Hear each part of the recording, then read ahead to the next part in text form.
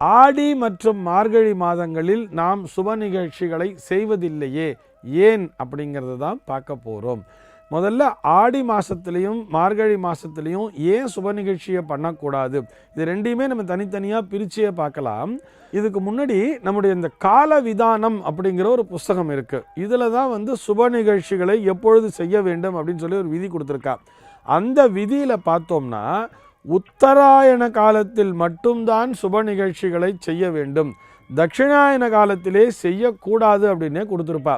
தட்சிணாயனத்தினுடைய ஆரம்பம் என்பது ஆடியிலே துவங்கி மார்கழியிலே முடியும். அப்போ ஆடி, ஆவணி, புரட்டாசி, ஐப்பசி, கார்த்திகை, மார்கழி இந்த 6 மாதங்களிலுமே சுப நிகழ்ச்சிகளை செய்யக்கூடாது அப்படின்னு சொல்லியே கொடுத்துருக்கா.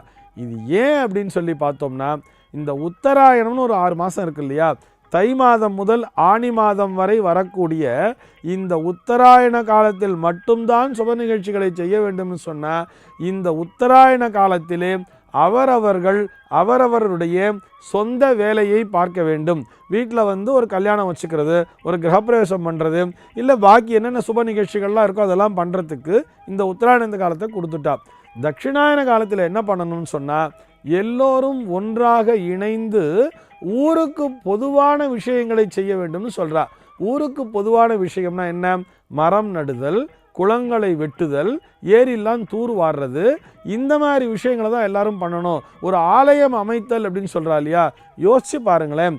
தட்சிணாயன காலத்தில் தான் அத்தனை ஆலயங்களையுமே அமைத்திருப்பார்கள். எவ்வளோ பெரிய பெரிய ஆலயங்கள்லாம் இருக்குது. சிதம்பரம் நடராஜர் ஆலயம் இருக்குது, மதுரை மீனாட்சி அம்மன் ஆலயம் இருக்குது, தஞ்சை பெரிய கோயில் இருக்குது. இன்னைக்கு நினச்சா கூட எவ்வளவு பெரிய கோடீஸ்வரராக இருந்தாலும் அவ்வளவு பெரிய ஆலயத்தை நிர்மாணிக்க முடியுமா?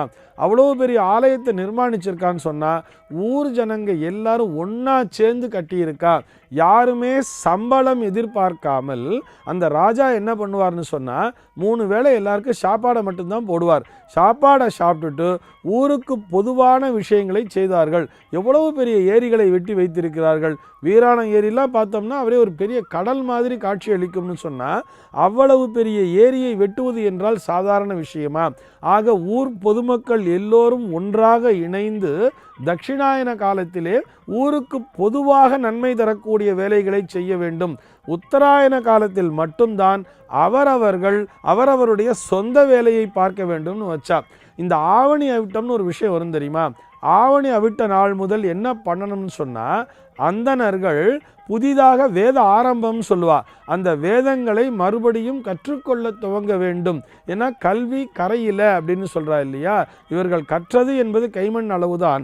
ஒவ்வொரு வருஷமுமே புதிய புதிய பாடங்களை கற்றுக்கொண்டே இருக்க வேண்டும். அந்தணர்களுடைய தொழில் இது. ஏன்னு சொன்னால் ஊரில் எதுவுமே நல்லது அப்படிங்கிற விஷயம் யாருமே எதுவுமே பண்ண போகிறதில்லை இல்லையா. தனிப்பட்ட முறையில் யாருக்கும் பண்ணி வைக்கிற வேலைங்கிறதே கிடையாது. இவர்கள் சம்பாத்தியத்தினை விடுத்து கற்றுக்கொள்கிற வேலையை பார்க்க வேண்டும் தட்சிணாயன காலத்திலே பிரித்து வச்சா. இதுதான் அடிப்படையான ஒரு விதி. சரி, இது இப்படி இருக்கட்டும். இந்த காலத்தை பொறுத்தவரை ஆவணி மாதத்திலே நாம் முகூர்த்தத்தை நடத்துகிறோம். புரட்டாசியில் கூட நிறைய பேர் பண்ணுறா. ஐப்பசி கார்த்திகை எல்லாம் பண்ணுறோம். ஆடியிலையும் மார்கழி மட்டும் பண்ணுறதில்லையே அப்படின்னு சொல்லி கேட்டால், மார்கழி மாதம் பீடை மாதம் என்று கருதவே கூடாது. அது பீடு உடைய மாதம் சொல்கிறார். மாதங்களிலே நான் மார்கழி அப்படின்னு சொல்லி கிருஷ்ண பரமாத்மாவே சொல்கிறாராம். ரொம்ப ரொம்ப பக்திக்குரிய மாதமாக அந்த மார்கழி மாதமானது பிரிக்கப்படுகிறது.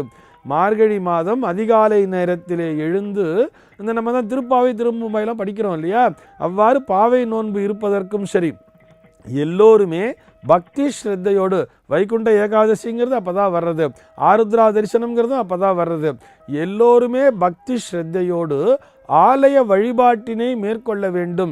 ஏனென்று சொன்னால் இந்த மார்கழி மாதமானது தேவர்களுக்கு விடியற்காலை பொழுதாக அமைந்து விடுகிறது.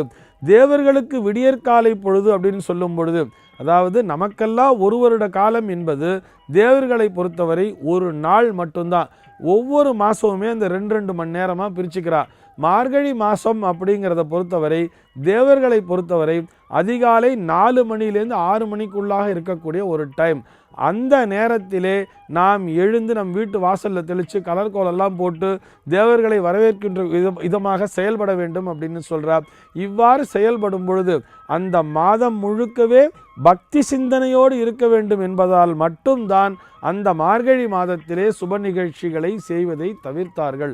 அதே மாதிரி தான் ஆடி மாதம் அப்படின்னு வரும் பொழுது, ஆடி மாதம் என்பது தேவர்களை பொறுத்தவரை மாலையிலே வரக்கூடிய அந்த 6 to 8 அப்படிங்கிற டைம், சூரிய அஸ்தமனம் ஆன உடனே முதல்ல ஒரு 2 hours வருது இல்லையா, அந்த நேரத்தில் நம்ம என்ன பண்ணுவோம், வீட்டில் சாயங்காலத்தில் விளக்கேற்றுவோம், பூஜைகள்லாம் பண்ணுவோம், ஒரு கந்தசஷ்டி கவசம் படிப்போம், ஒரு விஷ்ணு சஹஸ்ரநாமம் பாராயணம் பண்ணுவோம், ஒரு லலிதா சஹஸ்ரநாமம் பாராயணம் பண்ணுவோம் இல்லையா. அதே மாதிரி ஆடி மாதமும் கூட இறை பூஜைக்காக ஒதுக்கப்பட்ட ஒரு மாதம். இந்த ஆடி மாதத்தில் இருந்து தான் விரதங்கள் பூஜைகள் அத்தனையுமே துவங்கும். அது ஒரு வரலட்சுமி விரதமாகட்டும், அல்லது ஒரு விநாயக சதுர்த்தி பூஜையாகட்டும், அல்லது ஒரு கோகுலாஷ்டமி ஆகட்டும், இந்த மாதிரி பூஜைகள் அத்தனையுமே ஆடி மாதம் முதற்கொண்டு துவங்கி வரிசையாக வரும் விரதங்களாக வந்துருக்கோம். ஆடி அமாவாசை நாள்லேருந்து தான் எல்லா விரதங்களுமே நமக்கு துவங்குகிறது. ஆக இந்த ஆடி மாதமும், நம்ம தான் ஆடி மாதம்னாலே அம்மனுக்குரிய மாதம் அப்படின்னு சொல்லி வச்சுருக்கோம் இல்லையா. ஆக இந்த ஆடி மாதமும் இறைவனினுடைய பூஜைக்குரிய மாதம். இந்த ஆடி மாதமும் சரி, மார்கழி மாதமும் சரி, இந்த 2 மாதங்களுமே இறைவனினுடைய பூஜைக்குரிய மாதங்களாக இருப்பதால் அந்த மாதங்களிலே நம்முடைய சொந்த வேலைகளை நாம் தவிர்க்க வேண்டும் அப்படின்னு சொன்னார். ஆக்சுவலி ஆடி மாதத்தில் நீங்கள் தாராளமாக கிரகப்பிரவேசம் கூட பண்ணலாம். மார்கழி மாதம் மட்டும்தான் கிரகப்பிரவேசமும் பண்ண முடியாது. நிறைய பேர் தப்பாக நினச்சிண்டு ஆடியில் கிரகப்பிரவேசம் பண்ணுறதே இல்லை. ஆனி மாதத்தில் தான் கிரகப்பிரவேசம் பண்ணக்கூடாதுன்னு சொன்னார். கிரகப்பிரவேசம் பண்ணக்கூடாத மாதம் எதுன்னு சொல்லி பார்த்தோம்னா ஆனி, புரட்டாசி, மார்கழி, பங்குனி, இந்த 4 மாதங்களில் மட்டும்தான் புதுமனை புகுவிழாவை செய்யக்கூடாது. ஏன் சொல்லி பார்த்தோம்னா இந்த 4 மாதங்களிலும் வாஸ்து புருஷன் உறங்கிக் கொண்டிருப்பார். வாஸ்து புருஷன் நித்திரையிலிருந்து எழமாட்டார். அவர் உறங்கிக் கொண்டிருக்கின்ற மாதம் என்பதால் வாஸ்து சம்பந்தப்பட்ட ஒரு நிகழ்வு அந்த கிரகப்பிரவேசம் என்பதால் அந்த புதுமனை புகுவிழாவினை ஆனி, புரட்டாசி, மார்கழி, பங்குனி ஆகிய இந்த 4 மாதங்களிலும் தவிர்க்க வேண்டும் அப்படின்னு சொல்லி நம்முடைய முன்னோர்கள் சொல்லியிருக்கா. ஆக ஆடி மாதத்தில் கூட நீங்கள் கிரகப்பிரவேசம் அப்படிங்கிற ஒரு விஷயத்தை பண்ணலாம். எப்போ பண்ணலாம்னு சொன்னால் ஆடி அமாவாசை கழிந்த பிறகு.